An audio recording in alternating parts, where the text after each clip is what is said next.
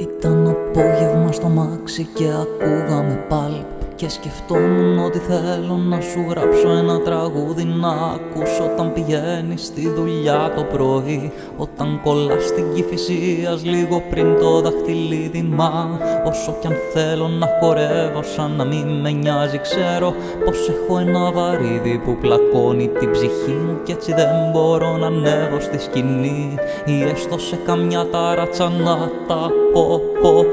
Τη ζωή είναι αυτή που ζούμε τώρα. Ήθελα να σου δώσω ό,τι έχω και δεν έχω, μα αυτό που έχω είναι άγχος για το αύριο, για το τώρα, για το χθες, κατά μήκος και καθ'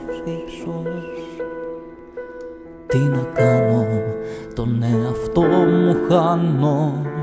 Είναι νωρίς, δεν θέλω ύπνο και δεν θέλω να πεθάνω. Τον εαυτό μου χάνω. Τι να κάνω, τον εαυτό μου χάνω.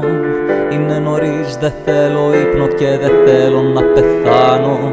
Τον εαυτό μου βρίσκω σ' αυτή την ανισοπεδή δίσκο στην Αθήνα.